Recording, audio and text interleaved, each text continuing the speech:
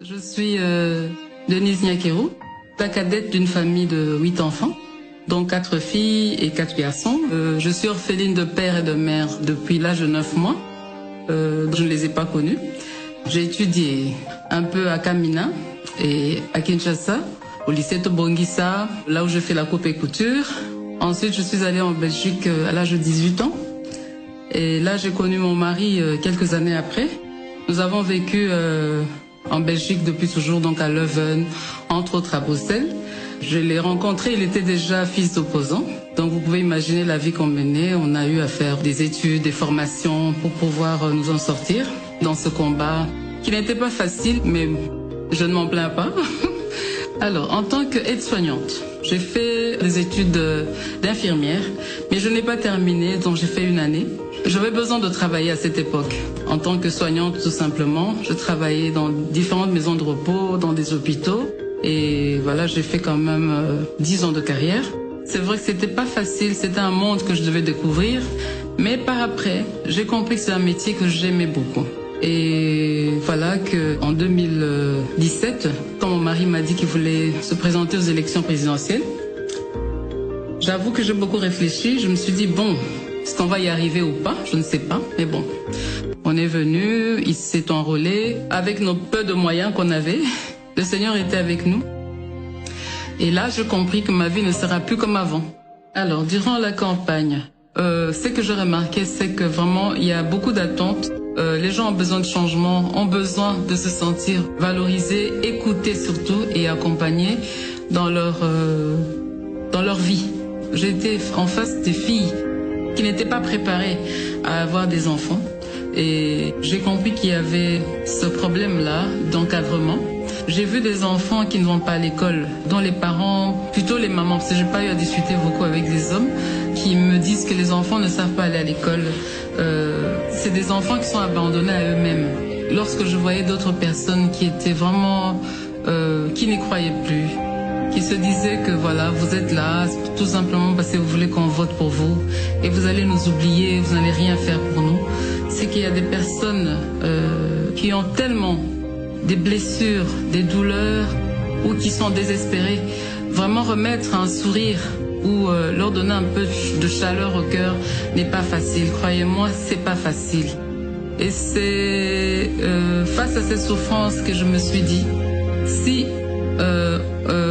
on gagne ces élections, et même si on les gagnait pas, je pouvais faire quelque chose, venir en aide aux personnes désespérées, en particulier les femmes.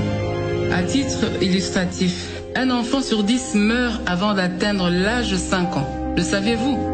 Le mariage précoce avant 18 ans. 43% des femmes âgées de 25 et 49 ans ont déclaré en être victimes. Le saviez-vous?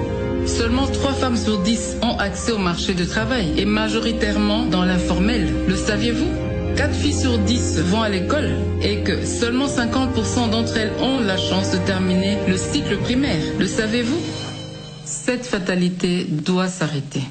Je n'ai guère la prétention de tout faire, de tout changer dans ce pays. D'ailleurs, soyez sûrs, je ne saurais y arriver. À chacun son rôle, mais en revanche, j'ai la prétention de m'exprimer, de m'élever en porte-voix et faire savoir à qui veut entendre les situations réelles de mon peuple, de mon pays. Non, je ne resterai pas inerte, ni silencieuse. Je fais le choix, pas simplement de m'exprimer, mais aussi et surtout d'agir. C'est pourquoi je lance aujourd'hui le mouvement Plus Forte. Plus Forte se veut avant tout d'éveiller les consciences des filles et femmes congolaises, de les accompagner dans l'amélioration de leurs conditions de vie ainsi que leur situation actuelle. Ce mouvement repose sur 4 piliers. L'éducation. La génération 2030 est celle d'adolescence d'aujourd'hui. Pour ce faire, je crois qu'il nous faut plus d'investissement dans leur éducation, en vue de prévenir le mariage et les grossesses précoces. Nous aurons les femmes plus fortes en 2030 si nous investissons aujourd'hui dans l'éducation de nos filles. La santé.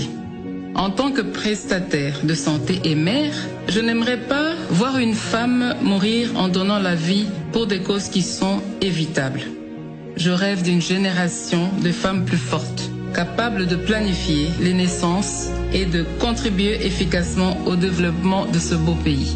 Je voudrais contribuer à soulager les souffrances des drépanocytaires à travers une bonne prise en charge. Les violences basées sur le genre. Nous avons l'obligation de restaurer la dignité des femmes congolaises en vue de leur pleine participation à la consolidation de la paix et la reconstruction de la nation.